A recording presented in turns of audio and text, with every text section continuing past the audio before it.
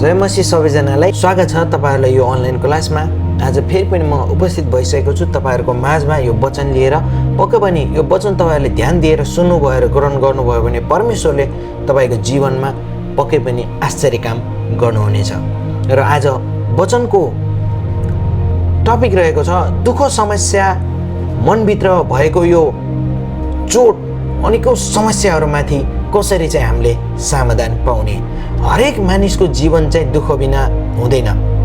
सबैको जीवनमा चाहिँ सबै मानिसको चाहिँ जीवनमा दुःख, पीडा, समस्या, घर परिवारमा झगडा, गरिबी, बेरोजगारी, हरेक किसिमका तनावहरू, हरेक किसिमका जिम्मेवारीको तनाव, बिग्रिएको सम्बन्ध, हरेक किसिमका सम्बन्ध, हरेक परिवारमा हरेक किसिमका मानिसहरुमाथि समस्याहरू, पीडाहरू, अनेक किसिमका त्यो मनभित्र भएको त्यो गहिरो कुराहरू हुने गर्दछ। र हामीले बुझ्नुपर्ने कुरा के छ भने मानिसहरूलाई जतिसुकै समस्या भए तापनि, मानिसहरूलाई जतिसुकै पीडा भए तापनि बाइबलले भन्छ दुःख चाहिँ अन्तिम कुरा होइन, पीडा चाहिँ अन्तिम कुरा होइन, समस्या चाहिँ अन्तिम कुरा होइन। त्यो पश्चातको परमेश्वरको योजना बाँकी नै छ। त्यसैले मत्ती हामीले 11:28 मा पाउन सक्छौं, हे सबै थाकेका र बोझले दबेका म कहाँ आऊ र म तिमीहरूलाई विश्राम दिनेछु।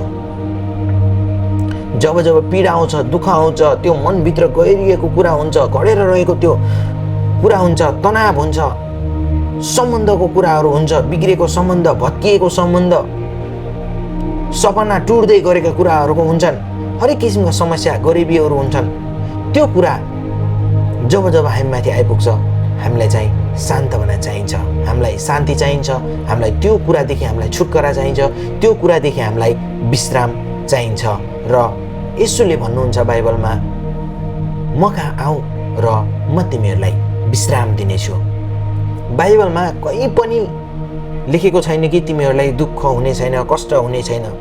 तर बाइबलमा त हामीले पाउन सक्छौँ भजन सङ्ग्रह 34:19 मा धर्मी मानिसलाई चाहिँ धेरै विपत्तिहरू आइलाग्छन्, तर परमेश्वरले त्यसलाई ती सबै विपत्तिबाट उद्धार गर्नुहुन्छ। हामीले बाइबलमा हामीले पाउन सक्छौँ धर्मी मानिसलाई चाहिँ अनेक किसिमका विपत्तिहरू आउँदैछन्, तर यहोवाले त्यसलाई ती सबैबाट के गर्नुहुन्छ? उद्धार गर्नुहुन्छ।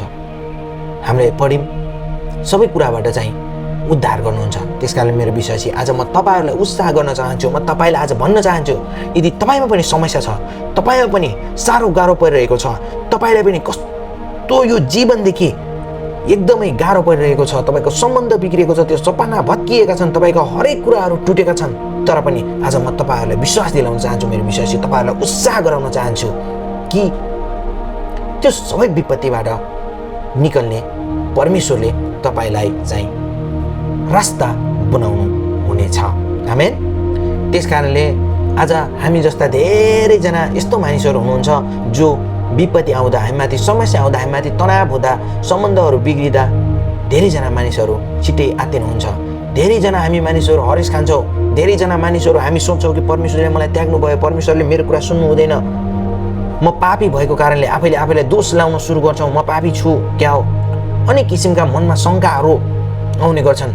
तर आज म तपाईलाई भन्न चाहन्छु मेरो विश्वासी, तपाईलाई म वचनद्वारा बुझाउन चाहन्छु जब समस्या आउँछ तब के गर्ने, जब हामीमाथि अनेक किसिमका पीडाहरू आउँछ, हामीलाई साह्रो गाह्रो परिरहेको हुन्छ, त्यो अवस्थामा के गर्ने। जसो मैले भनिहालेँ जब जुनै कुनै समस्या आउँछ हामीलाई सान्त्वना चाहिन्छ र त्यो सान्त्वना कहाँ छ? मत्ती 11:28 ले के भन्यो? म कहाँ आऊ र म तिमीहरूलाई विश्राम दिनेछु। त्यो कसले भन्यो? येशूले भन्नुभयो। जब हामीमाथि विपत्ति आउँछ अब के गरे? सबै विपत्तिहरू हट्नेछन्, हामीलाई शान्ति मिल्नेछ। आमेन। त्यसकारण आज म तपाईलाई विश्वास दिलाउन चाहन्छु मेरो विश्वासी, म तपाईलाई उत्साह गराउन चाहन्छु यो भिडियो, यो अनलाइनको मार्फत कि जब जब हामीमा समस्या आउँछ, जब जब हामीलाई साह्रो गाह्रो परिरहेको हुन्छ, तब तब हामीले समस्या पछिको भविष्य, बाइबलको घटना अनुसार भविष्यलाई हेरेर हामी जिउनु पर्ने हुन्छ। येशूको नाममा समस्यालाई घुँडा टेकाउनु पर्ने हुन्छ, समस्यालाई हामीदेखि भगाउनु पर्ने हुन्छ। हाम्रा बिग्रिँदै गरेको त्यो सम्बन्धलाई, त्यो गरिबीलाई, त्यो बेरोजगारीलाई, त्यो जति पनि हामीमाथि आइलाग्ने त्यो ऋणहरू, हरेक किसिमका त्यो हाम्रो जीवनमा, दैनिक जीवनमा आइपर्ने त्यो समस्याहरू जति पनि छन्, त्यो कुराहरूलाई हामीले येशूको नाममा घुँडा टेकाउनु पर्छ, त्यो समस्याहरूलाई हामीले हटाउनु पर्दछ। जसरी येशूले भन्नुभयो यूहन्ना 16:33 यस संसारमा मानिसहरूलाई कष्ट हुनेछ तर साहस गर छोरा मैले त्यो संसारलाई जितेको छु। संसारलाई जितेको को रहेछ? येशू प्रभु हुनुहुँदो रहेछ। जब पनि हामीलाई जुनसुकै समस्या आउँछ, जुनसुकै कुराहरू हामीलाई पीडा पर्न थाल्छ, अनेक पर्न थाल्छ, हामीलाई साह्रो गाह्रो पर्न थाल्छ, त्यो बेलामा हामीले बुझ्नुपर्ने कुरा, हामीले सम्झिनुपर्ने कुरा चाहिँ परमेश्वर येशूले भन्नुभएको कुरा चाहिँ यूहन्ना 16:33 हो, जसले यसरी भन्छ कि यस संसारमा तिमीहरूलाई समस्या आउँछ तर साहस गर छोरो मैले चाहिँ त्यो सबै कुरालाई के गरेको छु? जितिसकेको छु। मतलब दुःख क्षणिक हो। यदि तपाईँमा समस्या आउँदैछ, यदि तपाईँ पीडामा हुनुहुन्छ भने त्यो क्षणिक छ, त्यो अस्थायी हो। तर त्यो दुःख पीडामा जब हामी हाम्रो येशूलाई हेरेर जिउन सुरु गर्छौँ, जब हामीले यो वचनमा के कुरा लेखिएको छ यो वचन हामीले हेरेर हामी जब जिउन थाल्छौँ, तब चाहिँ त्यो सबै कुराहरू बिस्तारै बिस्तारै आस्ता आस्ता हट्दै जान्छन् हाम्रो समस्यादेखि। जब हामीले पढ्न थाल्छौँ, उदाहरणको लागि गरिबी पीडा समस्यामा हुनुहुन्छ, सम्झिनुहोस् अयुबलाई सम्झिनुहोस्, उसको सम्पत्ति गयो, सन्तान गुमे, शरीर पनि रोगले भरियो, तरै पनि हामीले अयुब 1:21 पाउन सक्छौँ कि अयुबले भने जो परमेश्वरले दिनुभयो उहाँले लानु पनि भयो। जब तपाईँमा समस्या आउँदैछ, तपाईँमा गरिबी हुनुहुँदैछ भने तपाईँले यो भरोसा राख्नुपर्छ कि जो परमेश्वरको हो त्यो उहाँले ल्याउनुहुन्छ, जो मेरो हो त्यो चाहिँ मलाई दिनुहुनेछ।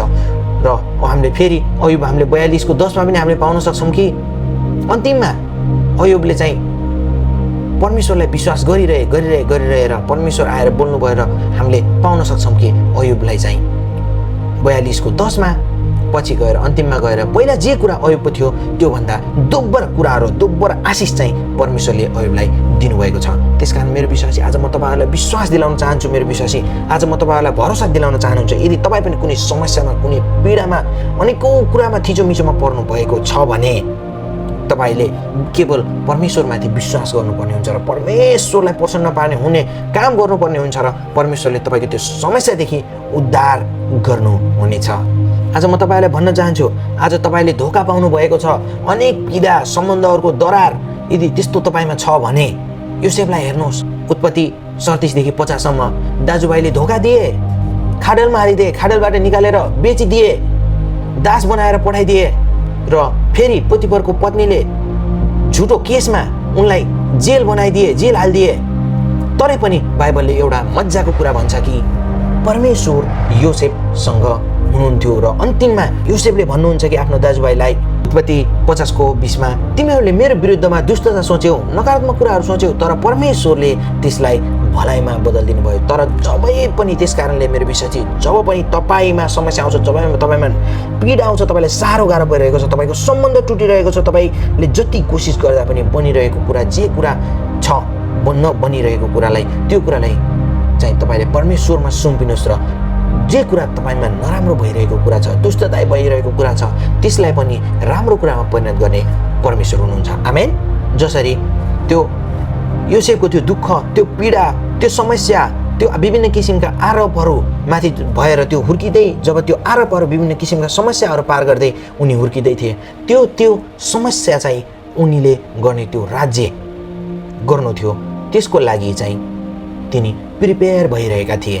त्यसरी नै मेरो विश्वासी, आज म तपाईँहरूलाई हौसला दिन चाहन्छु, यदि तपाईँमा पनि विभिन्न किसिमका समस्याहरूदेखि जाँदै हुनुहुन्छ, तपाईँ विभिन्न किसिमका पीडाहरूदेखि, अनेक कुराहरूदेखि तपाईँ जाँदै हुनुहुन्छ भने बाइबलले भन्छ सङ्कष्टले चाहिँ धैर्य उत्पन्न गराउँछ। अब जब तपाईँले सङ्कष्ट, तपाईँले दुःख भोग्दै जानुहुन्छ, तपाईँ त्यो परमेश्वरप्रतिको त्यो येशू ख्रीष्टले दिलाउनु भएको त्यो अनन्त महिमासम्मको बाटो चाहिँ त्यो तयार हुँदै जान्छ। त्यसकारण मेरो विश्वासी, आज म तपाईँहरूलाई विश्वास दिलाउन चाहन्छु, म तपाईँहरूलाई हौसला दिन चाहन्छु। जब जब तपाईँ समस्यामा पर्नुहुन्छ, जब जब तपाईँहरू पीडामा पर्नुहुन्छ, तपाईँ नआत्तिनुहोस्, केवल परमेश्वरमाथि भरोसा गर्नुहोस्। र जसरी योसेफलाई उहाँले, योसेफसँग परमेश्वर हुनुहुन्थ्यो र योसेफलाई त्यो दुःखपछि राज्य दिनुभयो, दुःखपछि हरेक कुराहरू उहाँलाई दिनुभयो, त्यो समस्यामाथि त्यो समस्या पार गर्दै गर्दै गर्दै गर्दै अन्तिममा राजाको त्यो राज्यको शासक बनाउने, त्यो राज्य सञ्चालन गर्न सक्ने त्यो शासक बनाउनु भयो। त्यसरी नै जब पनि हामी समस्या भएदेखि भएर गुज्रिन्छौँ, समस्या भोगेर जान्छौँ, तब हामी त्यो अनन्त महिमाको त्यो राज्यको निम्ति हामी तयार हुँदै हुन्छौ। आमेन। यो अनन्तको महिमासम्मको पुग्नको लागि, यो अनन्त कुराहरूसम्म पुग्नको लागि हामीले गर्नुपर्ने कुरा के त भन्दाखेरि परमेश्वरमा भरोसा। किन भन्दाखेरि उपदेशक 3:5 भन्छ आफ्नै समशक्तिमा भर नपर। आफ्नै समशक्तिमा जब हामीले आफ्नो बुद्धिहरू चलाउन थाल्छौँ, जब हामी समस्यामा हुन्छौँ, जब हामीले बुद्धिहरू चलाउन सक्छौँ, अनेक किसिमका कुराहरू हामीले सोच्न थाल्छौँ, तब हामीलाई परमेश्वरले त्यो सहायता दिनु हुँदैन। तर हामीले हाम्रो विश्वास, हाम्रो भरोसा परमेश्वरतर्फ हामीले यदि राख्यौँ भने परमेश्वरले हामीले सबै कुराहरू सुम्पेर उहाँलाई नै सबै कुराहरू हामीले जब दिन थाल्छौँ, समस्या आउँदा जब हामी नआत्तेर सबै कुराहरू इट्स अल राइट भनेर, सबै कुराहरू फाइन भनेर, जे कुरा मेरो समस्या, यो समस्या चाहिँ म परमेश्वरको त्यो अनन्तम महिमाको निम्ति तयार हुँदैछु भन्ने कुराहरू जब हामीले सम्झिँदै हामी अगाडि बढ्न थाल्छौँ, तब त्यो समस्याहरू बिस्तारै बिस्तारै हट्दै जान्छन् र हामी परमेश्वरको वचनले भने जस्तो मसँग आऊ र म तिमीलाई विश्राम दिनेछु, परमेश्वरसँग हामी विश्राममा हामी जानेछौँ। जब समस्याहरू आउँछ तब म तपाईँलाई भन्न चाहन्छु कि निरन्तर प्रार्थना गर्नुहोस्, परमेश्वरमा भरोसा राख्नुहोस् पहिलो नम्बरमा, र दोस्रो नम्बरमा रहेको छ निरन्तर प्रार्थना गर्नुहोस्। किन भन्दाखेरि फिलिप्पी 4:6-7 भन्छ कि प्रार्थनाले चाहिँ शक्ति दिन्छ। जब तपाईँलाई समस्या आउँछ, जब तपाईँ साह्रो गाह्रोमा पर्नुहुन्छ, तपाईँ प्रार्थना गर्नुहोस् र त्यो प्रार्थनाले चाहिँ जसो वचनमा भन्यो कि प्रार्थनाले शक्ति दिन्छ। जब तपाईँले प्रार्थना कन्टिन्यू गर्न थाल्नुहुन्छ, तपाईँमा भइरहेको त्यो समस्या, आइरहेको समस्यालाई जित्न सक्ने, समस्यासँग लड्न सक्ने शक्ति चाहिँ प्रार्थनाले तपाईँलाई दिन्छ। र अर्को नम्बरमा रहेको छ धैर्य गर्नुपर्छ।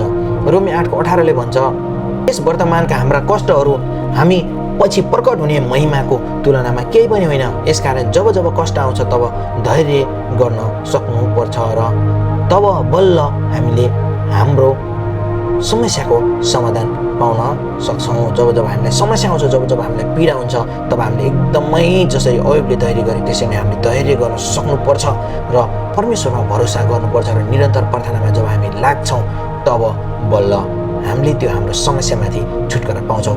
र हामीले बाइबलमा हामीले भजन सङ्ग्रह किताब 66:10-12 एउटा यस्तो मिठो वचन पाउन सक्छौँ कि यहाँ भन्छ कि हामी आगो र पानीबाट गुज्र्यौँ तर तपाईँले हामीलाई प्रशस्त ठाउँमा ल्याउनु भयो।